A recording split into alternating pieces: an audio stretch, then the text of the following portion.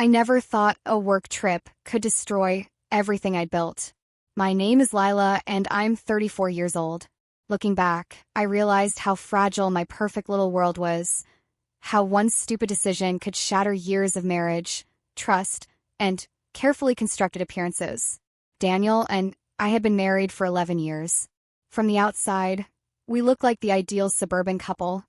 2 kids, a beautiful Tudor-style home in a quiet neighborhood, him with his corporate job, and me managing our household. What people didn't see were the cracks beneath the surface.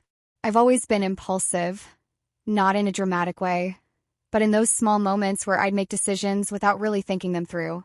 A spontaneous online shopping spree, booking a last-minute girls' weekend, or, in this case, a work conference that was anything but professional. Our kids, Noah, who's 8, and Sophia, who's 5, had no idea how much was about to change. They were my world, but somehow, I'd managed to forget that in one moment of weakness, or what I told myself was just excitement. The conference was in Denver, at least, that's what I told Daniel. I'd been feeling suffocated, bored with the routine of suburban motherhood. I wanted something, anything that felt like the old me, the me before kids, before constant laundry and packed lunches and PDA meetings. What started as a flirtatious conversation with a guy I met at the hotel bar quickly became something more. I knew it was wrong. I knew exactly how wrong it was. But in that moment, I didn't care. The weeks after Daniel discovered my affair were a blur of tension, silent treatments, and hushed conversations when the kids weren't around. He was methodical about everything, gathering financial documents, consulting with a divorce lawyer, planning his next moves. I didn't realize how vulnerable I was. Being a stay-at-home mom meant I had no real income of my own. Every dollar came from Daniel. Every credit card, every utility bill, every grocery purchase, all under his name. I'd been so focused on maintaining our picture-perfect life that I never considered what would happen if that life fell apart. Ryan was long gone by then. Those passionate moments in Denver felt like a distant dream. He wasn't interested in a messy divorce, 2 kids, and a complicated situation. Men, like him, are great at excitement, terrible at consequences. Daniel had always been a good provider, a solid, dependable investment banker who worked long hours, but made sure we never wanted for anything. But dependable wasn't exciting. Solid didn't make my heart race. Ryan, the guy from the hotel bar, was different. He was 39, a freelance photographer with that effortless charm that made me feel alive again. When he looked at me, I wasn't just Daniel's wife or the mom who always remembered snack duty. I was Lila, desirable, interesting. Our first night together, I told myself it was just drinks, harmless conversation, but we both knew where it was heading. The electricity between us was undeniable. I made a choice that night, a choice I knew would change everything. I didn't plan on Daniel finding out. Whoever does. I was careful, or so I thought. I used burner apps, created fake email accounts, made sure text messages were always deleted. But something about my behavior must have triggered his suspicion. The night everything fell apart, I was folding laundry when Daniel walked in. His face was different, calm, but with this cold intensity I'd never seen before. "We need to talk," he said. Those 4 words are never good in a marriage. He tracked my phone's location. He knew about the hotel. He knew about Ryan. Somehow, he had screenshots, messages, proof of everything. The carefully constructed lie I'd been living came crashing down in seconds. "How long?" he asked, his voice eerily quiet. I couldn't even look at him. The kids were watching cartoons in the next room, oblivious to the nuclear bomb about to detonate in our living room. Daniel started sleeping in the guest room. The kids noticed something was wrong, but we kept up appearances. Family dinners were silent affairs, with Noah and Sophia chattering away, completely unaware of the earthquake about to hit our family. One morning, I found a stack of papers on the kitchen counter. Divorce documents, neatly organized, precise. Just like Daniel, he'd already spoken with a lawyer, already planned how custody would work, how assets would be divided. I realized then how completely I'd miscalculated everything. My impulsive affair, my belief that I could have something exciting without consequences. It was all unraveling. The most terrifying part? I was completely financially dependent on a man I had just destroyed the trust of. My mother always warned me about taking things for granted. Never put all your eggs in one basket, she'd say. But I'd roll my eyes, convinced I had everything under control. Now, those words echoed in my head like a cruel reminder. Daniel was calculating. He'd already spoken with our financial advisor, frozen joint accounts, and was systematically protecting his assets. I discovered quite painfully that I had no individual credit history.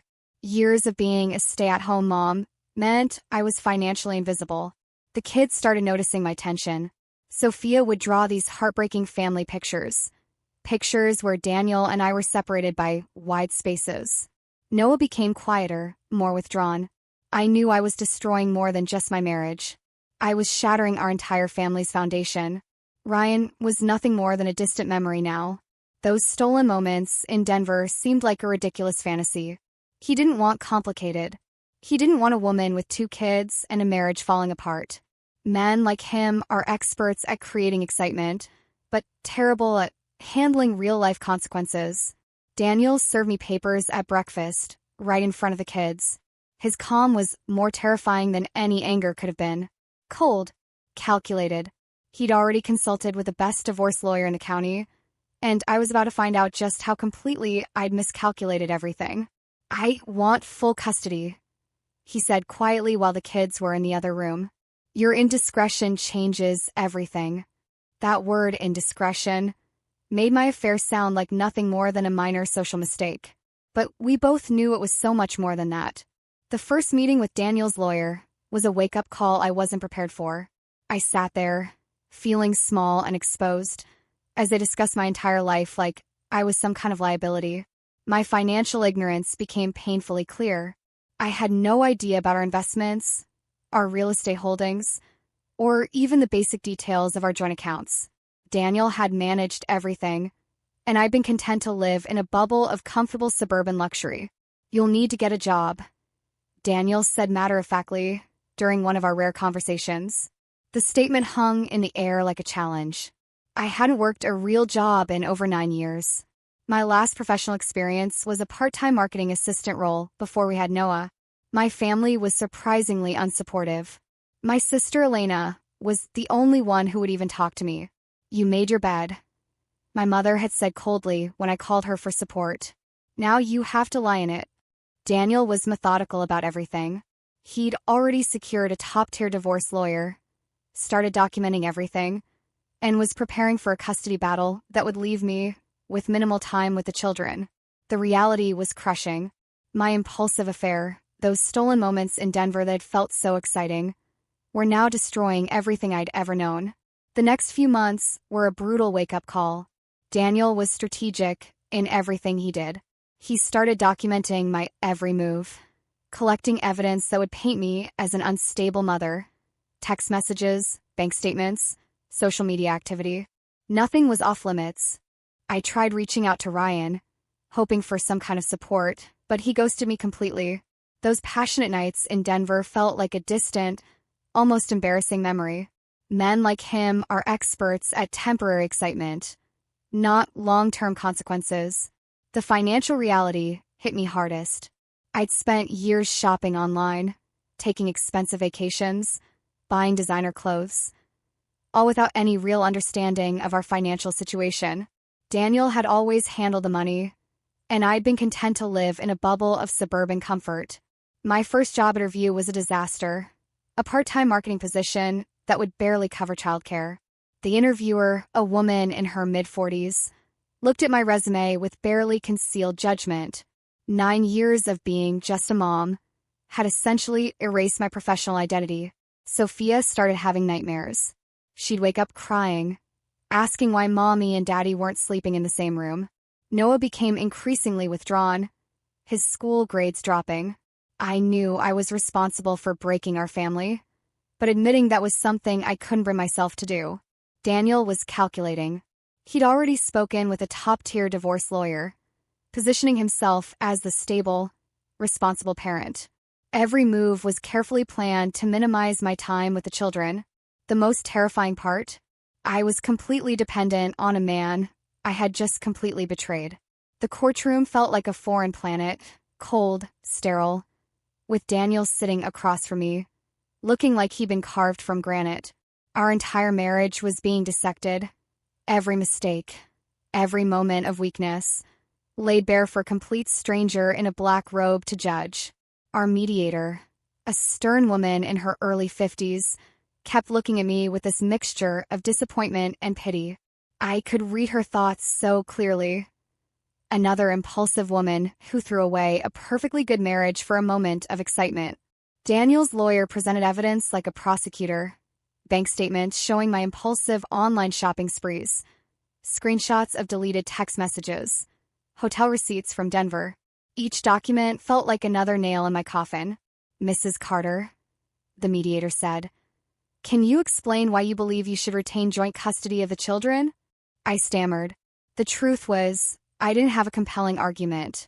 My affair, my financial irresponsibility, my complete lack of professional stability, it all worked against me.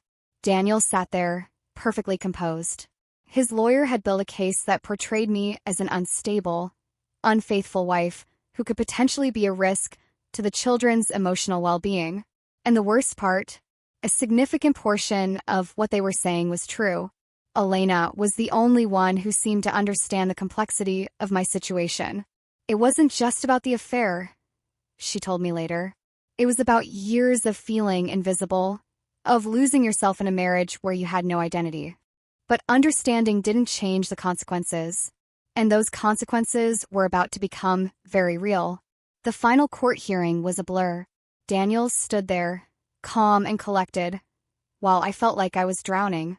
The judge's words cut through me like a knife. Limited visitation, supervised visits, a requirement to prove my stability through counseling and consistent employment. I lost almost everything. The house, our beautiful Tudor-style home, would be sold. Daniel would keep primary custody of Noah and Sophia. I got every other weekend with supervised visits. The life I'd known, completely dismantled by my own hands. Ryan was long gone. No support, no rescue. Just another chapter in my impulsive story. Those stolen moments in Denver now felt like the most expensive mistake of my life. Daniel didn't gloat. He didn't need to. His victory was in the quiet, methodical way. He rebuilt our family's life without me. He hired a full-time nanny, enrolled the kids in therapy, and created a stable environment that showed the court and our children that he was the responsible parent. My first apartment was a tiny one-bedroom, a far cry from our six-bedroom home.